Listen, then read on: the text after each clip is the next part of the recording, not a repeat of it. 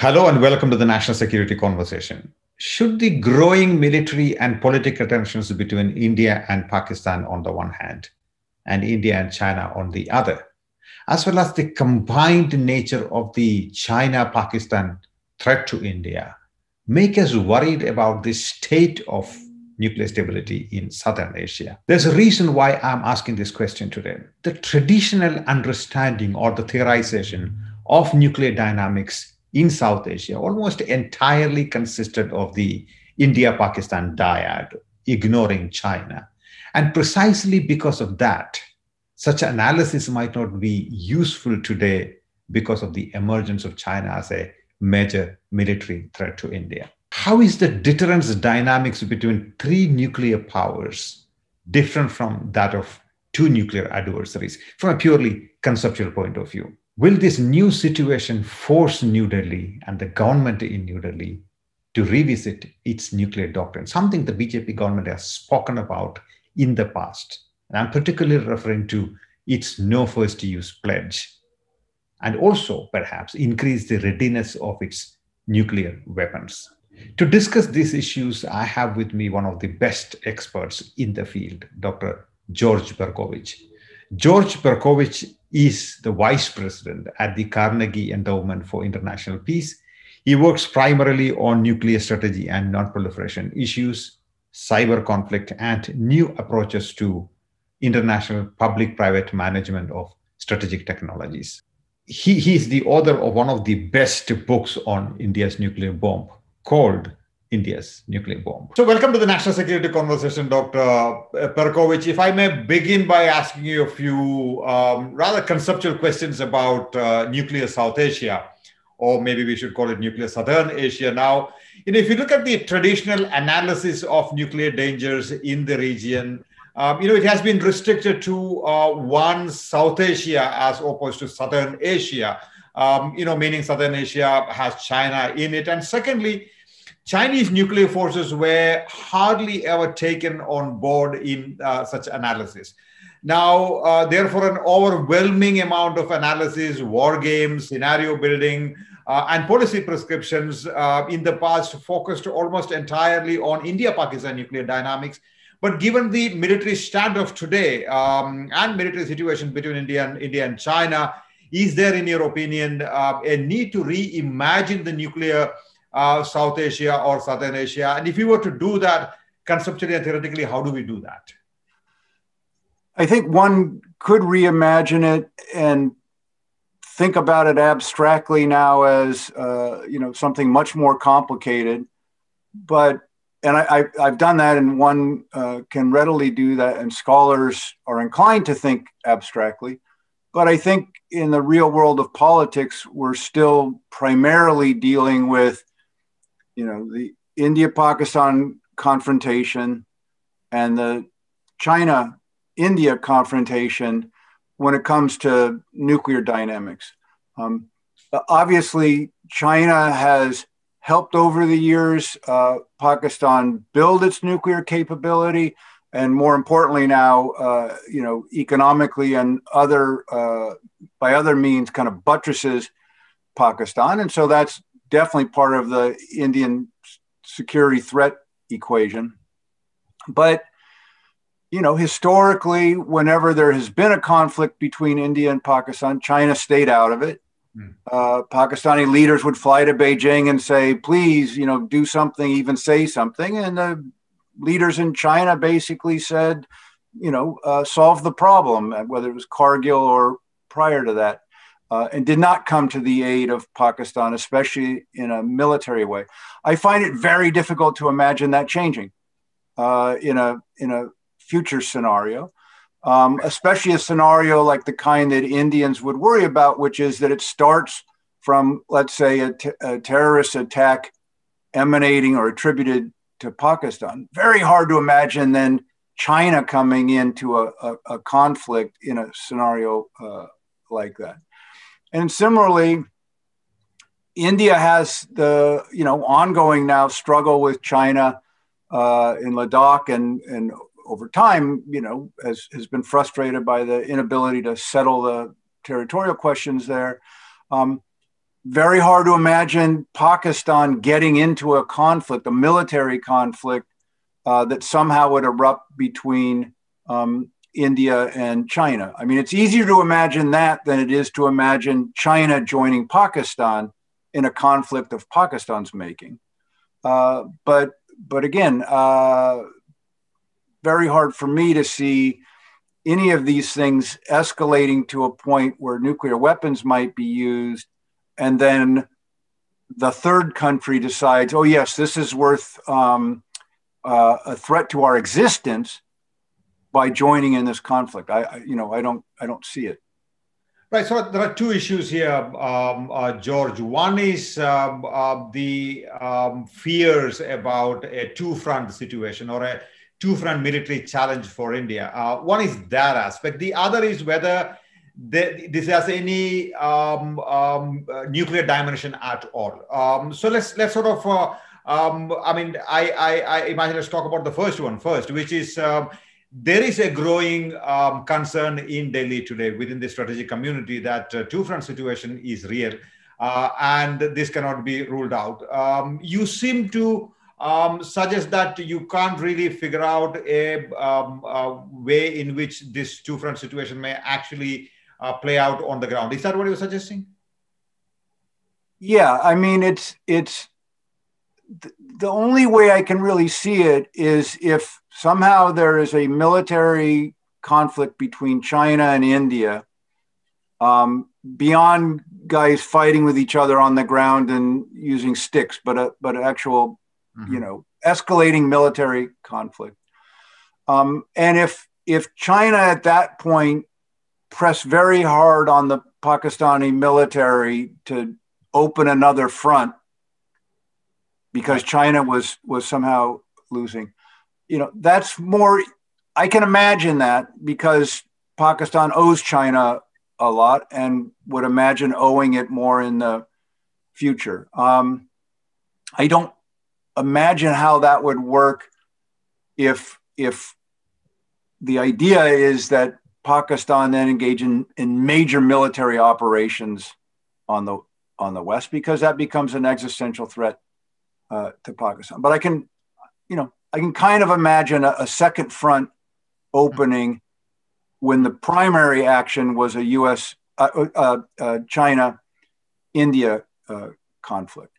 On the other hand, both China and India have been, restrained in this conflict for a variety of reasons. And one of those reasons, to my mind, is just the basic quality of existential nuclear deterrence. So, there are a lot of people in the world that say, deterrence doesn't work or it's a myth and we don't need nuclear weapons, et cetera. I don't believe that. I think there is a way in which just the possession of a survivable nuclear arsenal inhibits leaders from taking risks in military conflict that they might otherwise. And so I think it's operating between India and China now. Don't think it depends on the numbers of weapons or anything that people like you and I and our friends spend a lot of time thinking about. I think it's a pretty basic sense that neither side wants to back down on the dispute, but that the leadership on both sides get that the stakes, the value of the territory is not so great as to risk an escalating war. That's right. And let's move to the nuclear dimension in this sort of context. So far, whenever we talked about a conflict escalation in South Asia, we were talking about India and Pakistan. China was really not in the picture in many ways, as you yourself pointed out. But today, China is a player in South Asia, politically, militarily, and certainly militarily vis-a-vis India. So the introduction of a third nuclear power into the military calculation in South Asia, into the military dynamics in South Asia, be it vis-a-vis, Ladakh, CPEC, or Karakoram Highway, or even the Aksai Chin that India has been talking about, the introduction of that third nuclear power into the Southern Asian military calculus, does that change anything at all in your sort of understanding? Maybe I'm old fashioned. I mean, I don't see the nuclear dimension of all of this as being decisive or very important. It seems to me, the most important thing is actually economics, and that's China's economic power. And that's what has made China even more kind of important for Pakistan and has given China more leverage in Pakistan. It's made China more important globally. It creates more challenges for India. And conversely, India's economic, it's not weakness, but economic inability to compete with China is India's greatest strategic problem beyond its own internal, contradictions. And so kind of where I would rank nuclear in kind of importance in all these things is, kind of fifth or sixth place compared to economics, political contradictions internally, the capacity to deal with medical crises like pandemics, basic failure of governance, climate change, air quality. There's a long list before I get to nuclear weapons as now becoming like the big factor, including between India and China. Let me ask that question differently, George. India's warhead capability is estimated to be about 150 nuclear weapons, and China's perhaps 320 and close to 200 for Pakistan. So from a crude perspective, a military perspective in Delhi, one would make the argument that you're looking at 520 weapons versus 150 weapons, at least from an Indian point of view. Now, could this significant difference in nuclear numbers lead to a new arms race in Southern Asia? Is that a possibility? It could. I don't think that the players involved in Pakistan and India need an excuse for a nuclear arms race if they want one. They've done okay by themselves. But ask your question a different way. China, the Pentagon says China has around 250 nuclear weapons, but okay, 320, 250. The US has over 4,000. At one time, China had 100 and something and the US had 10,000. And somehow the Chinese leadership stayed pretty calm about that. And they've stayed pretty calm about it today. And we're talking about ratios that are way past what you're talking about in terms of looking at, India compared to China. And in addition to those 4,000 nuclear weapons that the U.S. has, or if you want to say 1,550 deployed strategic weapons, U.S. has ballistic missile defenses that some people think could work. The people who deployed them in the U.S. said they could work, and that the Chinese worry are geared towards China. U.S. has cyber capability that China is worried could be used to interrupt the functioning of their nuclear forces. There's a lot of U.S. military power in addition to 10 times more nuclear weapons than China. And the Chinese don't seem to be freaking out, saying, okay, my God, this changes everything. We have to catch up to the U.S. We have to achieve parity. And so it seems to me there's a very similar answer in India, which is, these things aren't that useful. And so the question is, if there is a war and somehow China used nuclear weapons, could India, inflict damage on the Chinese that's greater than the value of what they're getting from us? And I think the answer is yes, and that's what you need. Right. So let's sort of unpack that a little more. At the moment, India has a no first use policy. I mean, however watered down that is. And India's weapons are not known to be sort of mated or on a ready-to-use sort of alert basis, as it were. But the growing rivalry between India and China and the so-called growing collusion between Pakistan and China, would that someday, in your opinion, force the Indian decision makers to sort of try and give up? Remember, the BJP has been talking about giving up on NFU, and some of the former decision makers have talked about it. So giving up on that NFU, one, and two, perhaps adopt a launch on warning sort of a posture, as it were. Are these two scenarios a possibility given the sort of growing situation, as it were? They're possible. You would have to have a really stupid Indian leadership to do that, which one can't rule out. I'm speaking in the United States with Donald Trump's been the president for the last 4 years, so anything's possible. But why do I say that? Well, if you thought you were at a disadvantage, then adopting a first use posture is like really dumb.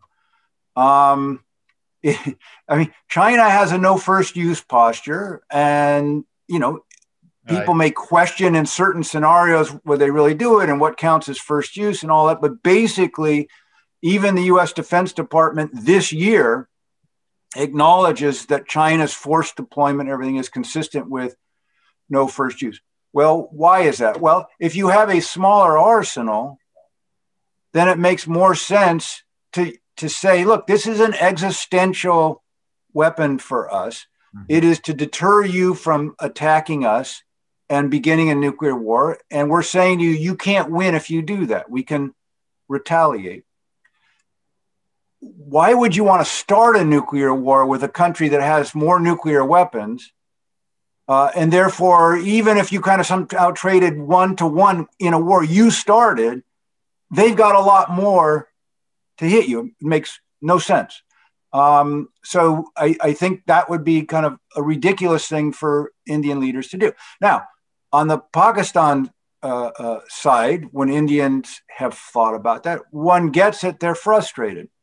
Mm-hmm. And here's what I would say, Happymon, is kind of the key. There are some arguments for no first use that are good arguments. And there are some arguments against no first use that are good. Mm-hmm, mm-hmm. It's all a paradox. There is no perfect answer. So I can make an argument, and Vipin Narang and Chris Clary and others have written about this, that if I were an Indian military leader, I would say, this bothers me about no first use with Pakistan. Like, what, Pakistan's inferior to us. They're, a problem they don't deserve to be thought of in the same terms as us. And they would start the conflict through an act of terrorism. And then if we're using our conventional power and then they started with nuclear weapons, why should we wait for that? And it's not credible that we would then just retaliate against their city. So we ought to have a capacity to retaliate against military targets. Well, right, I get that logic, first of all. Secondly, that doesn't mean that you would have to have first use. You could target Pakistani military targets, including some nuclear capabilities, with a no first use doctrine. You'd have to operate quickly, and you'd need much better intelligence that you have, but one could do it. But the bigger point is this: I can make that argument, but you and I can make just as good a critique of going to first use. Right. And so there is no satisfying answer here. Well, let me sort of complicate that a little more. I mean, some scholars have written recently that, and I quote, the cyber threat, because of its potential to undermine assured retaliation by disrupting command and control, raises questions about the efficacy of no first use, a plank of India's nuclear doctrine. So some of these new technologies and the unpredictability of all this, of the classical deterrence. So where do you stand on that? Well, I think it's good to point out various cyber risks, but those risks would also apply in first use. And they would apply if your strategy was launch on warning. So any alternative to no first use, you have a very similar cyber risk. Let's say you move to launch on warning, and that's it's in between no first use and first use, where you say, if I see that the opponent has launched nuclear weapons or is preparing to launch nuclear weapons, I may launch mine. Well, if they're preparing to launch nuclear weapons, or if they've already launched them and they have a cyber capability they could use against you, they've probably used it. They're probably going to prevent you from doing either the first use or the launch on warning. So either they have the capability or they don't, but once they have it, it doesn't matter that much whether you have a no first use or a first use. All right, fair enough. Let's come to the question of tactical nuclear weapons. One of the arguments that the Pakistani side has traditionally made about their tactical capability is that, listen, India has a superior military, conventional military, and in order to sort of, deter India from carrying out cold start like operations or any such operations, we have to sort of depend on full spectrum deterrence, and an element of full spectrum deterrence is tactical nuclear weapons. Now, that's India-Pakistan dyad. If you apply the same logic to the China-India sort of dyad, would it be right for the Indians to sort of think along the same lines? Hey, here is a superior military, perhaps in some ways, and therefore it may be a useful idea for us to have some tactical nuclear weapons and sort of try and tie the whole argument to the Folda Gap sort of a situation, as it were. Or do you think that makes no sense? If one could avoid it, I would avoid it. I mean, so far, I don't think China has forced a decision on to India to do that, and I would try to avoid it. I mean, my colleague and your friend and my friend Ashley Tellis has done more work than I on this, looking at especially the terrain in the disputed areas between China and India, and that's a very difficult terrain to use tactical nuclear weapons in because of how mountainous it is and how steep the valleys are, and there's so much kind of rock to block the effects of low yield nuclear weapons that you'd have to be very precise and probably use a lot of them, and then the escalatory potentials of that are significant. So it seems to me a very problematic prospect. But also, one has to recognize, and this has been recognized in Indian thinking and writing for decades, that once you use nuclear weapons, you've started nuclear war, and so how the other side responds and whether they escalate or not is up to them. But you've opened the door for nuclear war. So my question over the last however many months the current kind of confrontation between India and China has been going on is, like, are the stakes involved so fundamentally important to the lives of Indians that you could imagine risking nuclear war over this? I don't, maybe they are. I mean, no one's explained to me how much. I mean, if it was a real estate deal, and this land up there was, kind of for sale, you say, well, how much could you get for it? Well, I think whatever you might be able to get for it in a real estate transaction wouldn't be, very many, hundreds of square meters of territory in Mumbai in terms of the value. But you're going to risk nuclear war and perhaps escalation over that territory. Doesn't seem reasonable or plausible to me. Don't see the Chinese thinking that. I mean, there's no indication in Chinese behavior that they kind of go, oh yeah, this is worth risking a major war over in terms of its importance to China. So, I mean, it seems to me both sides, the leaderships on both sides, they don't want to back down, and China's pressing an advantage. But they both seem to understand that whatever the stakes are there are totally disproportionately small compared to the risk of nuclear war. And that seems to me that's correct. The counter to that, George, of course, is that China has been making serious territorial claims about, say, Arunachal Pradesh, for instance. So there are some of these serious claims that China has made. If some of those, if China decides to act on some of those claims, I think that's when it's going to really become serious. So would the Indian government, remember in 1998 when India tested the nuclear devices, there were some low-yield tests conducted as well. So it is probably not impossible for the Indian side to sort of carry out TNW tests, or rather create TNWs. So the challenge may well be a major territorial one, like Arunachal Pradesh. I think that's where that's a tricky part, in my opinion.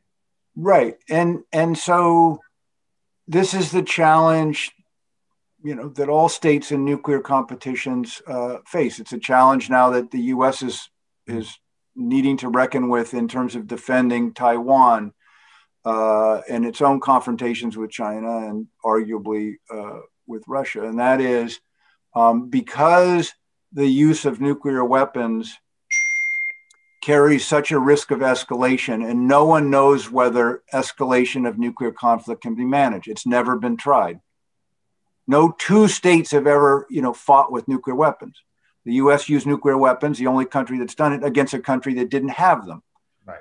So the risk of escalation is so enormous. And so where that leads you, or should lead you, is you really want to build your non-nuclear capabilities so that you don't have to do this. And this is where India's problem is the greatest, is it continues to fail at defense reform, at procurement, providing the basic equipment, let alone sophisticated equipment that the military would defend. So if you worry about Arunachal Pradesh and China kind of making incursions there, nuclear weapons aren't going to do you any good. You need lots of other capabilities to detect it in advance. So intelligence and other capabilities to see what's coming, and then local capabilities to interdict or to demonstrate to the Chinese they're not going to be able to do this.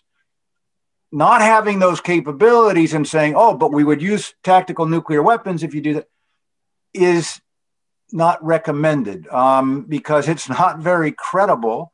And all the other side has to do is test the proposition. So they make an incursion like they've done on the others, and they watch and see what you're doing. And if somehow it looks like, you're getting ready to use nuclear weapons, then they decide, either they call your bluff, they make a counter, or they decide, oh my God, it doesn't mean that much to us. We'll negotiate, but they're still on your side. And then they're negotiating. And once they're negotiating, you can't nuke them because the world opinion and your own opinion. So the key is to keep them on their side. And tactical nuclear weapons aren't going to keep them on their side of the line, because you're not going to use nuclear weapons when the first 10 guys come across the line. And so all of this is silly and an avoidance of the real problems that India faces, which have been exposed in Ladakh, and they were exposed, initially in Kargil when the incursion was made.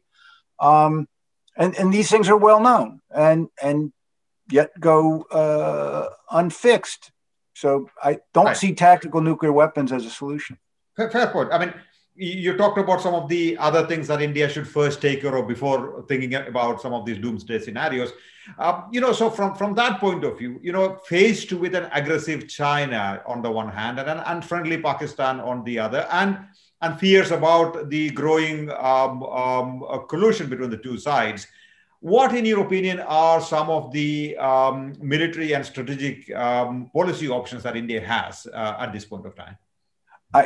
The first thing I would do, Happymon, is to say that the key objectives and options are not in the military sphere. And we've talked about that, and I think you appreciate that. I mean, and by the way, that's true for Pakistan too. And Pakistan fails miserably at doing what are its biggest requirements, meeting its biggest needs, which are economic and internal and reputational and all of those things, the FATF list, all of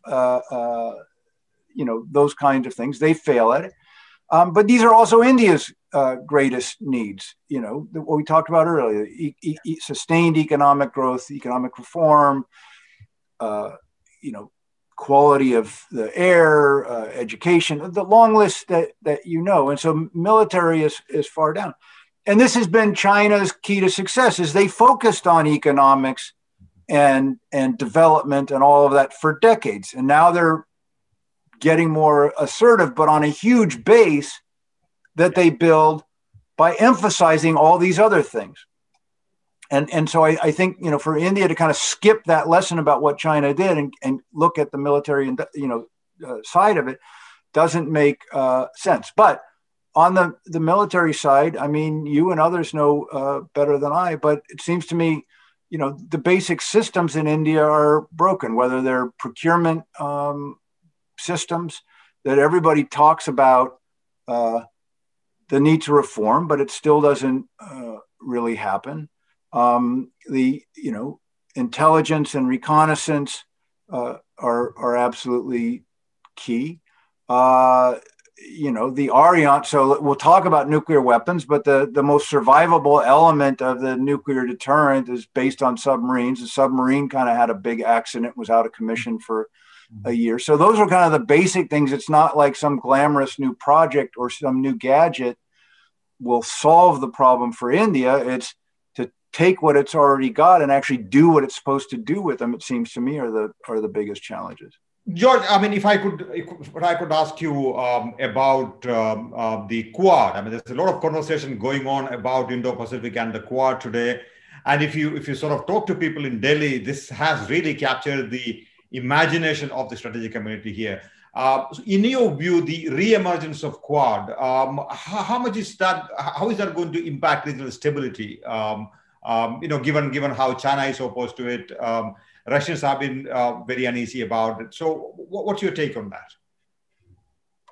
Well, my sense is that the Quad is very welcome as a political strategic development to signal to China especially, that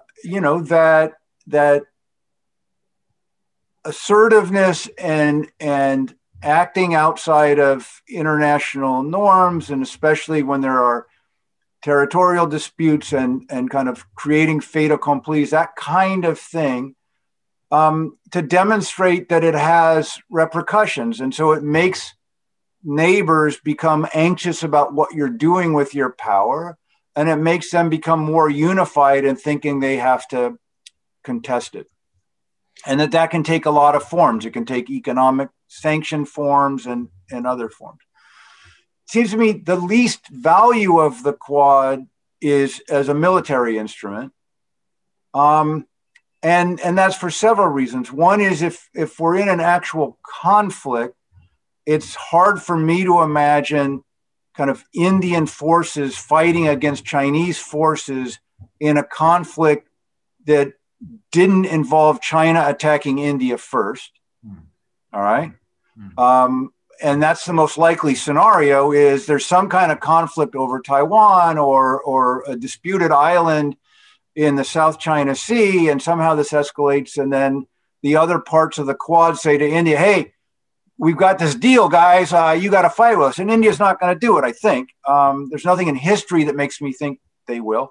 And moreover, I think intelligent people in Washington and other places know that. And I think in Beijing, they know that. So as a symbol, it's important. And as a potential mechanism to clarify, again, political strategic solidarity against those who would violate international kind of norms and, like I say, be territorially aggressive, that's a useful thing. But to the extent that the Quad then becomes this mechanism for saying, the military dimensions of the confrontation are most important, that would be a mistake, because I don't think they are the most important. And I think China does need to be contested, but the contestation, is most important on other grounds. Right. George, you've written a lot about global nuclear order and sort of South Asia's role in it, etc. If you look at the current global nuclear order, I mean, you're looking at some of the major treaties of the past, the ABM Treaty or the INF, the Open Skies Treaty. Many of these are really becoming a thing of the past, if not already. So we are perhaps entering a new nuclear order, as it were. How do you characterize this order, as it were? And in your opinion, Is this more dangerous than the Cold War nuclear order? There's very little conversation that's happening internationally on nuclear issues, for instance. I don't know, Happymon, if it's more dangerous than the Cold War. I'm old enough now that I was an adult through much of the Cold War, and I've been an adult through all of this, and they seem different. Part of what's different is that there are other huge international challenges now, like climate change and the pandemic and things like that didn't happen during the Cold War, or we weren't aware of. So it may make the nuclear piece, kind of seem less salient because we've got all this other stuff to deal with too. But they're both dangerous. But I want to look at the causes of the breakdowns that you rightly refer to. And first of all, the nuclear arms control that we've had thus far was between two countries. That's the U.S. and Russia, or the U.S. and the Soviet Union. So it's two countries. Wasn't attempted to be much larger than that. I mean, we can talk about the test ban, but then that brings in, India and Egypt and others. But the stuff we're thinking about is between two countries. And so what happens? You have Russia cheats on some of these agreements, and then the U.S. has a tendency to withdraw from agreements. But the result and the drives are similar. When either side feels like an agreement has become unfair to it or has disadvantaged it, they don't find a way to work out and amend or update. They either, on the one hand, cheat, or on the other hand, withdraw. So it seems to me that the lesson here, and I don't know if we can solve it, is for treaties to be sustained, they must either, first of all, be fair, or if they were unfair at the beginning, they must be adjusted to become more fair over time so that you can sustain them. Right. Kind of makes sense and natural, except we don't do that. And now the problem is exacerbated because the U.S. political system is broken. So the U.S. political system requires the Senate to ratify a treaty. With the Republican Party, the way it's been for decades, but especially now, you're never going to get 2/3 to ratify a treaty. So the U.S. doesn't ratify treaties anymore. Yeah. And so countries that say, well, we want a legally binding agreement, the U.S. can't provide it because of our broken political system. So we have these dual needs of to have fair bargains and to update them and to try to make them legally binding. And we don't know how to do it. So, if you want to broaden it, as we're going to have to bring other players in, including China, all of us have to figure out how to work around these two central problems. Is that there's going to need to be equity and balance in agreements. And if you have countries that can't make legally binding commitments, then how else do you reassure each other? So I've diagnosed the problem, at least in my own mind. I don't have a treatment for it. Right. Dr. Perkovich, fantastic conversation. Thank you so much. It's always a great pleasure talking to you.